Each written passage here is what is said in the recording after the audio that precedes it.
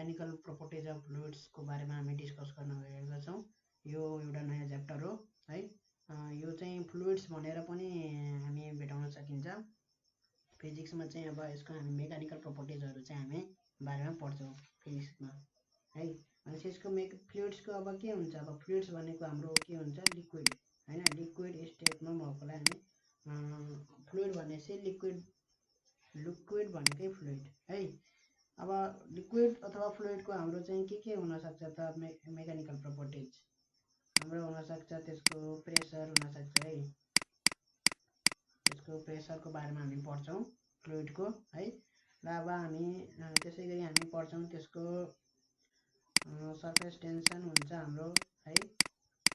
Mechanical प्रोपर्टिजमा surface tension हुन्छ र त्यसैगरी हुन्छ भिस्कोसिटी है। र अरु के हुन्छ त हाम्रो प्रेसर, सरफेस टेन्सन, भिस्कोसिटी, अरु लगायत हुन्छन्। अहिले हामी यति तीनटा कुरा चाहिँ हामी डिस्कस गर्छौं। अब प्रेसर भनेको कस्तो भन्दाखेरि फ्लुइडको प्रेसर भन्ने बित्तिकै है, अब त्यसको चाहिँ म एक्जाम्पल पनि दिन्छु। हामी चाहिँ एउटा मैले थ्रेडले छ है, एउटा थ्रेड अथवा यो कपाल हो, अथवा कपाल भनिनु भयो, एउटा कपाल भयो यो है, अथवा एउटा थ्रेड भयो। र थ्रेडमा चाहिँ मैले चाहिँ एउटा यसरी एउटा चाहिँ मैले अब्जेक्ट झुन्डाएको छ है थ्रेडमा। भनेपछि यो थ्रेड चुड्ने चान्स हुन्छ। ल चुडे मानौ यो थ्रेड चाहिँ मैले यो एउटा ठुलो ढुङ्गा गर्दाखेरि यो थ्रेड चाहिँ चुड्यो। र त्यसैगरी मैले चाहिँ दुईटा थ्रेडले चाहिँ यसरी यसलाई बाँधे है। र त्यसैगरी तीनटा थ्रेडले बाँधे र यसरी झुन्डाए। यो चाहिँ यसरी मैले सुरुमा एउटा थ्रेडले मात्रै बाँधेर झुन्डाएको थिएँ र त्यो सुरुको थ्रेड चुट्यो है। त्यसपछि मैले चाहिँ 3टा 4वटा यस्तै गरेर 5वटा 6वटा गरेर यस्तै धेरैवटा थ्रेडले चाहिँ मैले यसरी झुन्डाए। यसरी झुन्डाउँदाखेरि चाहिँ के भयो त, यो चुडेन। युनिटी इज स्ट्रेन्थ भनेर एउटा पढ्यो होला नि कथा हैन, त्यस्तै हो। अब यो के भयो, फोर्स डिस्ट्रिब्युट भयो यहाँ है। फोर्स के हुने रहेछ त, डिस्ट्रिब्युट भयो। पहिला सुरुमा त्यो एउटा मात्र थ्रेड हुँदाखेरि चाहिँ सबै फोर्स यो रस्सीमा थियो है। अब चाहिँ हाम्रो डिस्ट्रिब्युट भयो भनेदेखि चाहिँ यो एकदमै नजिक भयो भने यो थ्रेड चाहिँ हामी एउटा सरफेस जस्तो देखिन्छ कि देखिन्न। यो एकदमै नजिक थ्रेड भयो भने एउटा सरफेस जस्तो बन्छ कि बन्दैन, कपडा जस्तै बन्छ नि हैन। भनेपछि यो पर युनिट लेन्थ कति फोर्स यहाँ लगाइरहेको छ त्यसलाई हामी भन्छौं सरफेस टेन्सन। ठीक छ, पर युनिट लेन्थ है। अब बुझिन्छ अलिअलि यहाँ। यो अब एउटा के भयो, सरफेस जस्तो भयो। र लेन्थ मैले कुन कुरा गरेछु, यो लेन्थ हुन्छ नि हो, यो लेन्थको मैले कुरा गरिरहेको छु। भनेपछि हामी यस्तो क्वान्टिटी हामी निकाल्यौं है जहाँ चाहिँ फोर्स को क्वान्टिटी हो, तर हामीले चाहिँ त्यसमा चाहिँ पर युनिट लेन्थ कति फोर्स चाहिँ लागिरहेको छ त्यो मेजर गरेको है। त्यो क्वान्टिटीलाई हामी सरफेस टेन्सन भन्छौं। ठीक छ। अब चाहिँ हाम्रो प्रेसर भन्ने छ है। सरफेस टेन्सन भनेको यो भयो। अब हाम्रो प्रेसर भनेको कस्तो हो भन्दाखेरि घोच्ने है, सियोले घोच्छ। अनि यो हामीले ठुलो हातले मात्रै यसरी घोच्यो भने घोच्दैन। यस्तो हामी चाहिँ उ गर्न सक्दैन। भनेपछि यो जुन घोच्ने हुन्छ त्यो चाहिँ त्यो पनि हाम्रो के हो, फोर्ससित रिलेटेड कुरा हो है। फोर्ससित रिलेटेड कुरा हो यो घोच्ने कुरा है। र यो फोर्ससित रिलेटेड कुरा त हो है। तर अब हाम्रो चाहिँ यो एउटा सरफेस, मैले यहाँ सरफेस माने है। अब यो कतिको यहाँ माथि चाहिँ मैले चाहिँ एउटा इँटाको यसरी राखिदिएँ, इँटा है, यो यसरी इँटा राखिदिएँ। भनेपछि यो के हुन्छ, यहाँ अलिकति खाल्टो पर्यो यसरी है। र यो इँटालाई मैले चाहिँ यसरी ठाडो यसरी राखेँ भने यहाँ चाहिँ अझै बढी खाल्टो पर्छ के है। भनेपछि यो जुन घोच्ने यो उस हुन्छ त्यसलाई हामी प्रेसर भन्छौँ के। भनेपछि त्यो फोर्स चाहिँ कति यो पर युनिट एरियामा चाहिँ कति फोर्स लागिरहेको छ त्यो क्वान्टिटीलाई हामी प्रेसर भन्छौँ है। पर युनिट एरियामा चाहिँ कसरी फोर्स कति फोर्स लागेको छ भन्ने क्वान्टिटीलाई हामी प्रेसर भन्छौँ है। अब यो क्वान्टिटी पनि किन इम्पोर्टेन्ट छ भनेदेखि फोर्स भन्ने कुरा चाहिँ हाम्रो चाहिँ फोर्स एरियामा पनि डिस्ट्रिब्युट हुन सक्छ है। जस्तै यहाँ हाम्रो लेन्थमा डिस्ट्रिब्युट भएको थियो फोर्स है। यहाँ मैले चाहिँ सर्फेस टेन्सनको कुरा गर्दाखेरि फोर्स केमा डिस्ट्रिब्युट भएको थियो, लेन्थमा डिस्ट्रिब्युट भएको थियो है। अब चाहिँ मैले चाहिँ यसरी चाहिँ मैले एउटा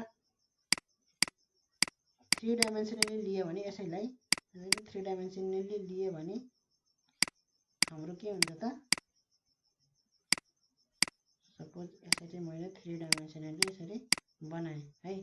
भनेपछि यसरी फोर्स मेरो चाहिँ 3 डाइमेन्सनमा यसरी डिस्ट्रिब्युट भएको छ भने यो एरियामा है यसरी फोर्स डिस्ट्रिब्युट भएको छ है। यसरी यो एरियामा चाहिँ फोर्स डिस्ट्रिब्युट भनेपछि पर युनिट एरिया कति फोर्स लाग्छ त्यो नै प्रेसर भयो है। भनेपछि प्रेसरको त्यो डिफिनेसन त भयो। अब चाहिँ हामी फ्लुइडको प्रेसर र फ्लुइडको सर्फेस टेन्सन त्यसै गरी भिस्कोसिटी भनेको के हो भन्दाखेरि हाम्रो भिस्कोसिटी भनेपछि कुनै पनि लिक्विड कतिको गाढा छ अथवा कतिको फिका छ भन्ने के। अब जस्तै यहाँ मैले चाहिँ अब हामीले चाहिँ हाम्रो औषधि हुन्छ नि, औषधि पेस्ट जस्तो हुन्छ हैन, पेस्ट जस्तो हुन्छ। अब त्यो कस्तो हो भन्दाखेरि त्यो भिस्कस हो हैन। अब जस्तै हाम्रो उस भयो के भयो भन्दाखेरि यो घिउ भयो हैन। एउटा टेम्परेचरमा के हुन्छ, लिक्विड हुन्छ, त एउटा टेम्परेचरमा के हुन्छ, त्यो सोलिड हुन्छ। र एउटा बीचको टेम्परेचर भयो भने त्यो दुईटा बीचको टेम्परेचर त्यो भिस्कस, अलिअलि सोलिड अलिअलि लिक्विड त्यस्तो टाइपको भयो भने त्यसलाई भिस्कस भयो क्या। त्यो गाढा कति गाढा छ भनेको के, कति फिका छ कति गाढा छ, कति पातलो छ कति बाक्लो छ है। भिस्कोसिटी भनेको फ्लो नहुने, लिक्विड त के हुन्छ, फ्लो हुन्छ। पानी पोखिदियो भने के हुन्छ, यहाँ पानी जताततै जान्छ नि, फ्लो हुन्छ जतातिर है। भिस्कस भनेको के हो, फ्लो नहुने, the tendency not to flow है, एक ठाउँमा स्टिक गरेर बसिराख्ने, त्यसलाई हामी भिस्कोसिटी भन्छ है। र अर्को हाम्रो के हुन्छ प्रोपर्टी, अर्को हाम्रो प्रोपर्टी हुन्छ डेन्सिटी है। अर्को हाम्रो डेन्सिटी प्रोपर्टी हुन्छ है।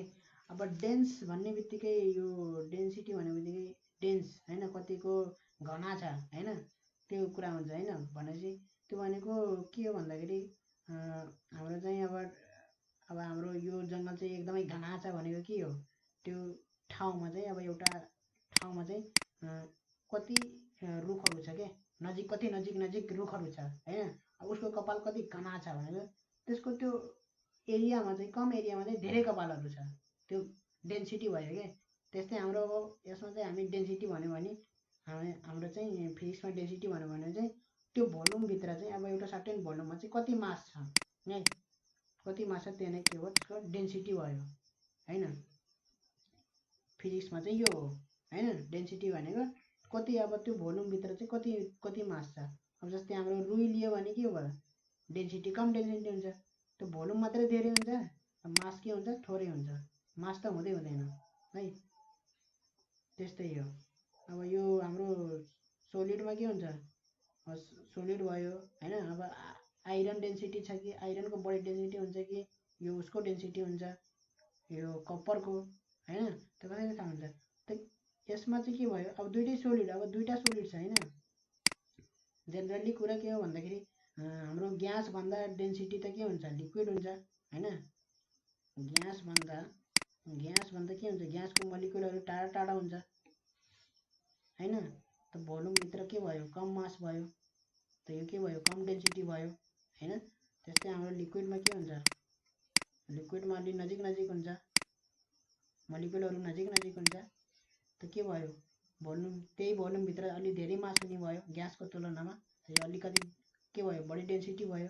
त्यस्तै हाम्रो के हुन्छ, सोलिडमा के हुन्छ, सोलिडमा के हुन्छ एकदम कम्प्याक्ट हुन्छ, एकदम नजिक नजिक हुन्छ, एटम मोलिकुलहरू के हुन्छ एकदम नजिक हुन्छ हैन। त्यही भएपछि के भयो हाम्रो यो अझै बढी डेन्सिटी भयो लिक्विडको तुलनामा। भनेपछि अब यो एउटै चिजको हुनु पर्यो फेरि। सपोज यो वाटरको नलिगौँ फेरि, वाटरको फेरि यहाँ हुन जान्छ। वाटरको केसमा के हुन्छ आइसभन्दा बढी डेन्सिटी लिक्विड नै हुन्छ है, आइसभन्दा बढी डेन्सिटी लिक्विड नै हुन्छ। अब यो यो यसको चाहिँ के भयो एनामोलस बिहेभियर भयो।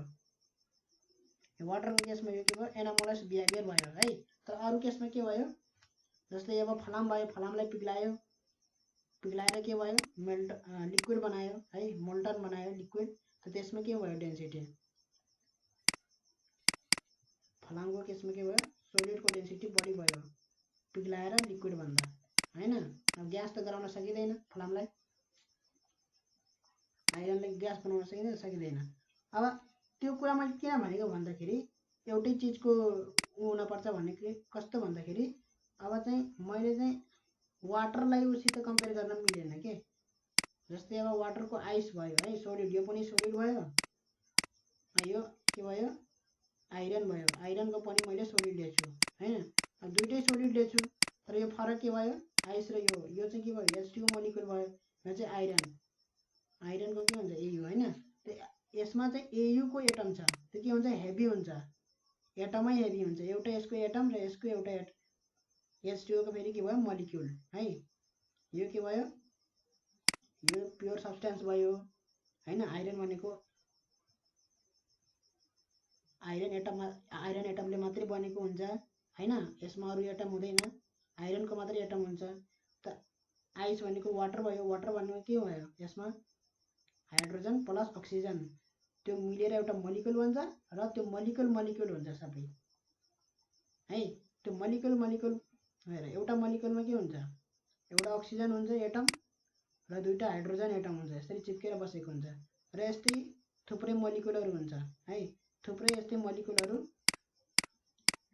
यस्तै थुप्रै हैन, यस्तै थुप्रै एउटा अक्सिजन दुईटा हाइड्रोजन गरेर थुप्रै मोलिकुलहरू हुन्छ हैन, एउटा मोलिकुल भन्छ। त्यस्तै थुप्रै मोलिकुलले के भयो यो एउटा आइस बन्यो हैन, यो एउटा आइस बन्यो, ठुलो सब्स्टेन्स बन्यो हैन। जस्तै आइरनमा के भयो आइरनमा एयु मात्रै हुन्छ है। त यिन दुईटाको कम्पेरिजन के भयो दुईटै सोलिड छ, त फरक के भयो यो आइस र आइरन हो। र हेभी कुन हुन्छ यो एयु एटम हेभी हुन्छ, H2O मोलिकुल भन्दा एयु को एटमै हेभी हुन्छ के है। त यसको मास अलि बढी भयो हेभी भयो के, त यसको के भयो बढी डेन्सिटी भयो के। यही त्यही भोल्युम बराबर भोल्युमको लिए भने पनि एउटा मैले आइसको क्युब लिएछु है र त्यही भोल्युमको अर्को मैले आइरनको क्युब लिएछु भने आइरनको डेन्सिटी बढी हुन्छ हैन। दुईटै सोलिड भए पनि। त्यस्तै हाम्रो लिक्विड, अब हामी लिक्विडको पढिरहेको छ त लिक्विडको हाम्रो डेन्सिटी के भयो डेन्सिटी इक्वल टु हाम्रो के भयो मास अपन भोल्युम भयो। यो अर्को हाम्रो मेकानिकल प्रोपर्टी भयो हाम्रो फ्लुइडको। ल यो त खाली मैले अब डेमो मात्रै दिएको हो यो हैन, यो त मैले खाली डेमो मात्रै दिएको हो कि हाम्रो मेकानिकल प्रोपर्टीमा के पढ्दैछ भनेर। Pressure, surface tension, viscosity, density, यो त अब खाली यसको च्याप्टर बाँकी छ अझै पढ्न हैन। प्रेसरको अब हामी पढ्छौँ फ्लुइडमा कस्तो हुन्छ हैन, न्युमेरिकलहरू गर्छ हामी। त हामी गर्छौँ फेरि सर्फेस टेन्सनको हैन, सर्फेस टेन्सनको हाम्रो पढ्छौँ पुरै। फेरि हामी भिस्कोसिटीको पढ्छौँ है। डेन्सिटीको त हामी खासै गर्दैनौँ, डेन्सिटी 8-9 क्लासतिर पढ्ने हो, यो डेन्सिटी हामी पढ्दैनौँ है। त हामी प्रेसर पनि खास 8-9-10तिर पढ्ने हो। अहिले हामी पढ्ने हो सर्फेस टेन्सन र भिस्कोसिटी हैन। 11-12मा हामी खास भने पढ्ने हो सर्फेस टेन्सन र भिस्कोसिटी। त्यो हामी नेक्स्ट भिडियोमा हामी पढ्ने हो।